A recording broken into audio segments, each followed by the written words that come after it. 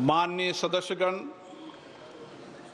मुझे अत्यंत दुख के साथ अपने 8 पूर्व साथियों के निधन के बारे में सभा को सूचित करना है। श्री किशन कपूर हिमाचल प्रदेश के कांगड़ा संसदीय निर्वाचन क्षेत्र से 7वीं लोकसभा के सदस्य थे। उन्होंने ऊर्जा संबंधी संसदीय स्थायी समिति के सदस्य के रूप में अपनी सेवाएं दी। इससे पहले श्री कपूर 5 बार हिमाचल प्रदेश विधानसभा के सदस्य रहे। उन्होंने हिमाचल प्रदेश सरकार के मंत्री परिषद के सदस्य के रूप में भी अपनी सेवाएं दी।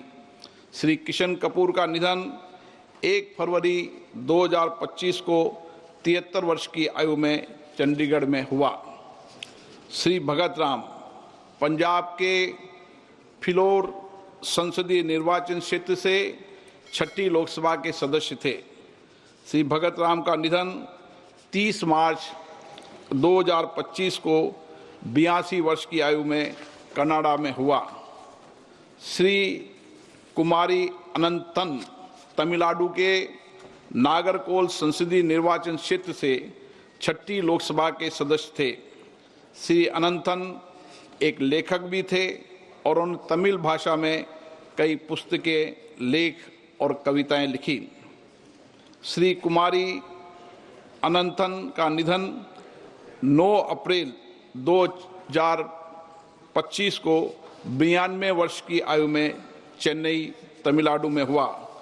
डॉक्टर सुश्री गिरिजा व्यास राजस्थान के उदयपुर संसदीय क्षेत्र से 10वीं, 11वीं एवं 13वीं लोकसभा की सदस्य रही। वह राजस्थान के चित्तौड़ संसदीय क्षेत्र से 15वीं लोकसभा की सदस्य भी थी। डॉक्टर व्यास ने केंद्रीय मंत्री परिषद के रूप में आवास, शहरी तथा सूचना और प्रसारण मंत्रालय के रूप में भी अपनी सेवाएं दी।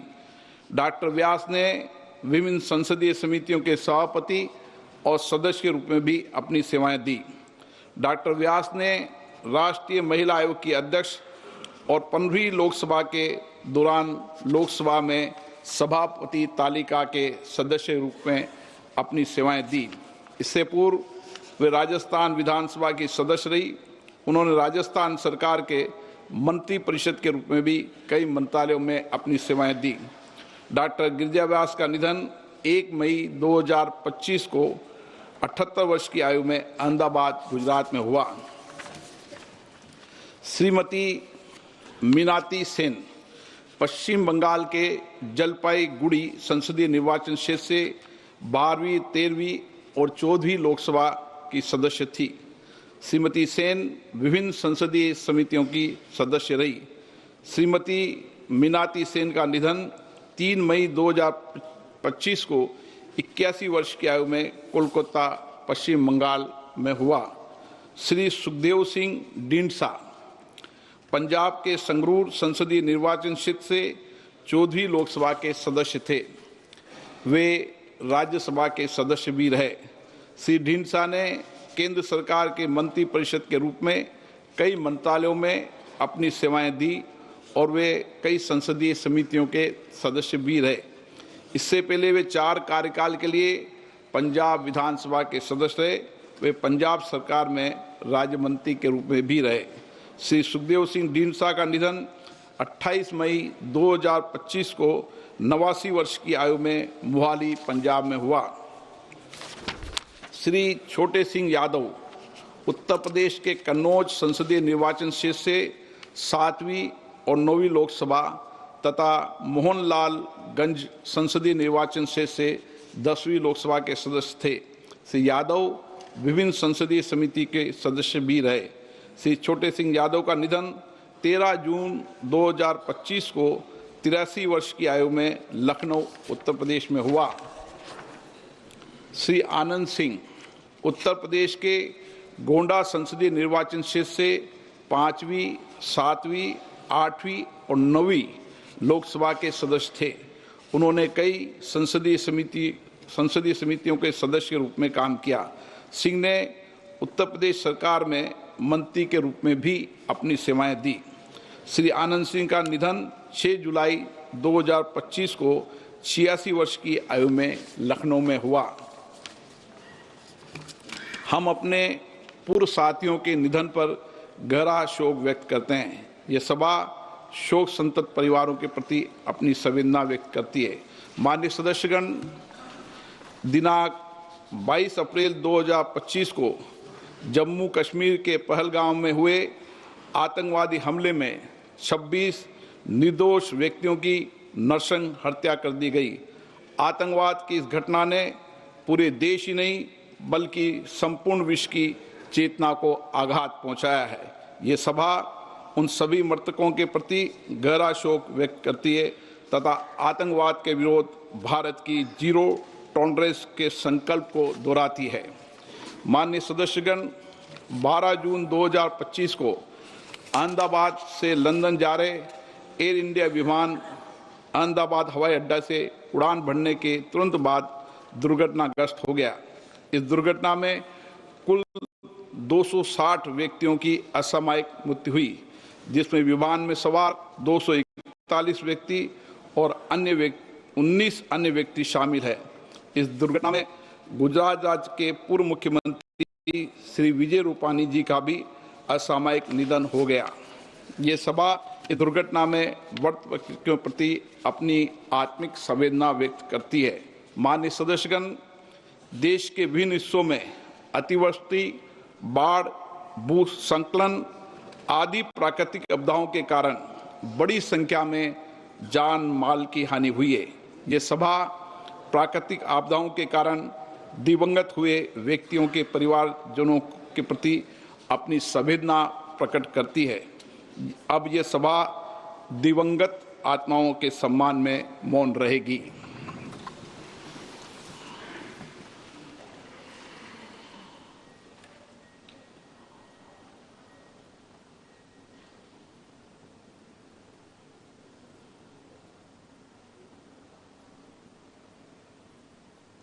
ओम शांति। माननीय सदस्यगण, मैं भारतीय अंतरिक्ष अनुसंधान संगठन को भारतीय अंतरिक्ष यात्री श्री शुभांशु शुक्ला के अंतर्राष्ट्रीय स्पेस स्टेशन के पहले सफल मिशन के लिए सदन की ओर से हार्दिक शुभकामनाएं देता हूं। माननीय सदस्यगण, इस विषय पर माननीय सदस्यों की भावनाओं के अनुरूप इस सत्र में इस विषय पर व्यापक चर्चा भी होगी। प्रश्नकाल। प्रश्न संख्या 1 Shri Pradeep Purohit. Shri Pradeep Purohit, question number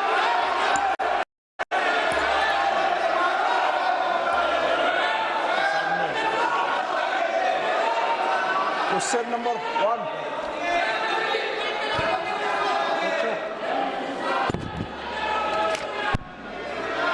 Question number 1. उत्तर सभा पटल पर रखा गया।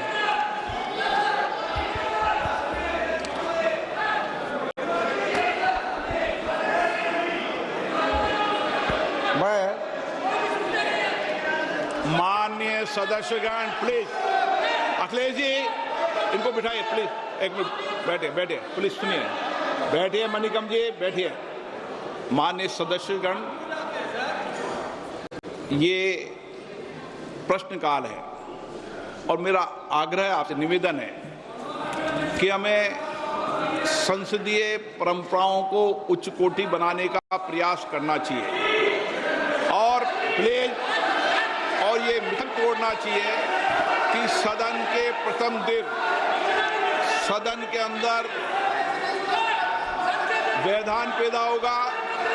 हमारे प्रयास होना चाहिए कि हम देश की जनता की भावनाओं के अनुरूप, उनकी इच्छाओं के अनुरूप यहाँ सदन में उनकी आकांक्षा रखें, उनकी भावनाओं को अभिव्यक्त करें और महत्वपूर्ण विषय जो देश में घटना घटी है उन पर व्यापक चर्चा और संवाद हो।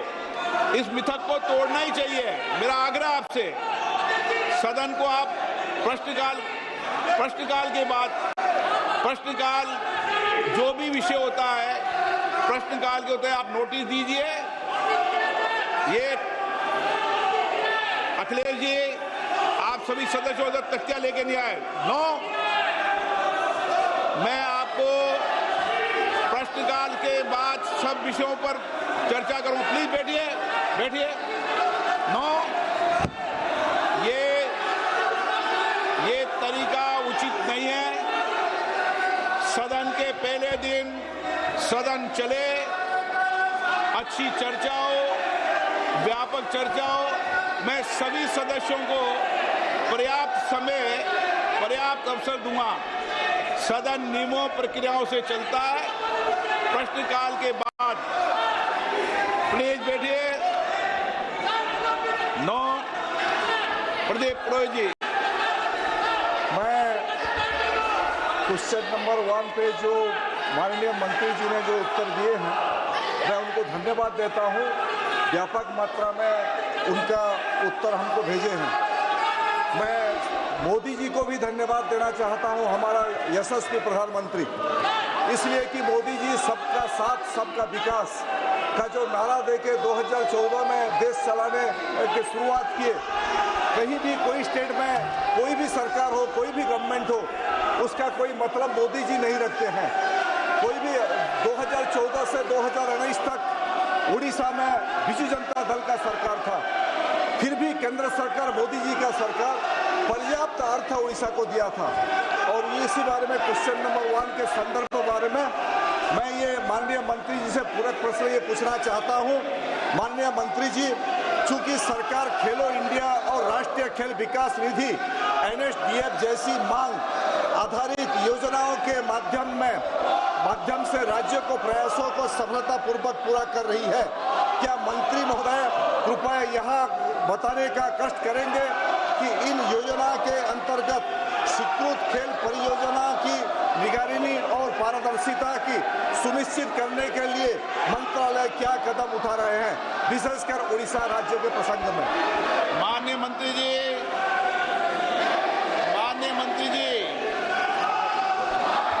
अध्यक्ष महोदय, मैं आपके माध्यम से सदस्य जी को बताना चाहती हूँ कि उड़ीसा के राज्य में खेलो इंडिया के माध्यम से हमने लगभग 15 जिलों में खेलो इंडिया के सेंटर दिए हुए हैं। वहाँ पे हमारा खेलो India state centre of excellence भी शुरू है और उसके बावजूद खेलो इंडिया की अलग अलग योजनाएं भी हम वहाँ पे प्रारंभ कर चुके हैं। और मुझे लगता है कि खेलो इंडिया के माध्यम से जो हर डिस्ट्रिक्ट में जो सेंटर हमने दिए हैं, सेंटर के मतलब डिस्ट्रिक्ट के अनुसार से वहाँ पे हर खेल की शुरुआत हो चुकी है और अगर कुछ अलग उनकी अपेक्षा होगी तो हम जरूर भी करेंगे। आप ऑपरेशन सिंदूर पर चर्चा करना चाहते हैं? जाओ बैठो, प्रश्नकाल बाद चर्चा कराएंगे। चलो बैठिए, बैठिए सदन के अंदर। हाँ, हर चीज का जवाब देगी सरकार, हर चीज का सरकार ने काम जवाब देंगे। बैठिए आप। प्रश्नकाल के अंदर किसी को बोलने की इजाजत नहीं होती है। माननीय सदस्य प्लीज बैठिए। पूरक प्रश्न 2। माननीय मंत्री जी, आज ग्रामीण क्षेत्रों में खेल प्रतिभाओं की भागीदारी तेजी से बढ़ रही है और मिनी स्टेडियम इस दिशा में बहुत सहायक सिद्ध हो रही है। क्या मंत्री जी बताना चाहेंगे कि क्या सरकार खेलो इंडिया योजना के तहत पिछड़े और आकांक्षी जिलों से प्राप्त प्रस्तावों को प्राथमिकता देकर उनके तेजी, स्वीकृति और विकास के लिए कोई विशेष पहल कर रही है? मैं माननीय सदस्य जी को बताना चाहूँगी कि जो मिनी स्टेडियम के बारे में उन्होंने यहाँ पे पूछा है वो राज्य सरकार का विषय है और जो छोटे स्टेडियम है वो राज्य सरकार के माध्यम से पूरे किए जाते हैं। जो केंद्र सरकार के माध्यम से जो बड़ी मांग जो आती है, जो स्टेट गवर्नमेंट को जो सपोर्ट के लिए लगता है, वो राशि हम वहाँ पे उपलब्ध करवाते हैं। लेकिन जो डिस्ट्रिक्ट में जो छोटे सेंटर जो चाहिए वो राज्य सरकार के माध्यम से पूरे किए जाएंगे। Doctor Amar Singh, doctor Amar Singh, no. आप प्रश्नकाल जैसे महत्वपूर्ण विषय पर जवाब मांगते हो, सरकार जवाब देने को तैयार है। ये सदन है, नारेबाजी करने के लिए आप सदन के बाहर जाओ। सदन में नारेबाजी करना उचित नहीं है। सदन में नियमों से सवाल उठाओ, सरकार जवाब देगी। प्रश्न संख्या 3 विजय कुमार दुबे।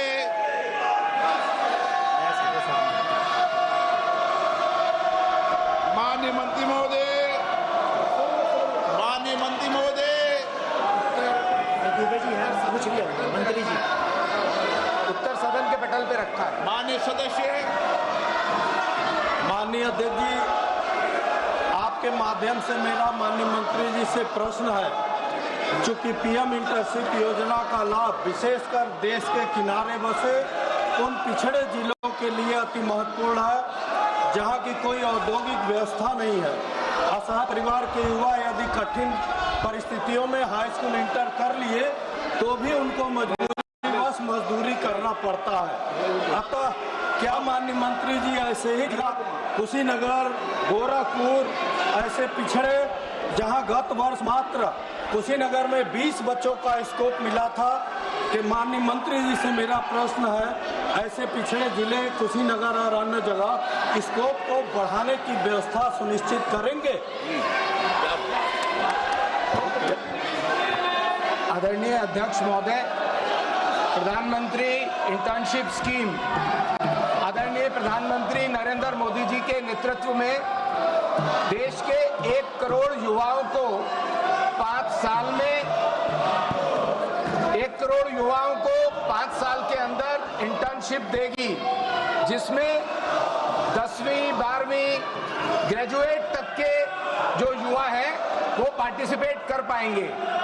और वो पहले जो पायलट दिया गया है वो देश के 36 राज्यों में इसका विस्तार हुआ और उसके अंदर 1,81,000 कैंडिडेट्स ने अप्लाई किया और उसके अंदर 1,34,000 एप्लीकेंट शॉर्टलिस्टेड हुए, जिसमें उनको ऑफर्स दिया, 82,000 युवाओं को ऑफर दिया गया और 28,000 युवाओं ने उसको एक्सेप्ट किया है। तो इसमें हर राज्य के लगभग हर जिले के अंदर इसमें पार्टिसिपेंट्स हैं और उन्होंने इसमें भाग लिया है, उनको मौका दिया गया है। गोरखपुर में भी माननीय सदस्य का ये प्रश्नकाल है। मैं माननीय सदस्यों से फिर आग्रह करता हूं, वह अपनी अपनी सीट पर जाकर बैठे। सरकार हर मुद्दों पर जवाब देना चाहती है। सदन चलना चाहिए, सदन पर चर्चा होनी चाहिए, संवाद होना चाहिए। आप तख्तियां लेके नारेबाजी के लिए यहाँ पर नहीं आए। सदन नियमों प्रक्रियाओं से चलता है। नियम प्रक्रिया में उठाए गए हर मुद्दों के पर चर्चा होगी। आप प्रश्नकाल नहीं चलने देना चाहते, आप सदन निकलना चाहते, सदन की कार्रवाई आज 12 बजे तक के लिए स्थगित की जाती है।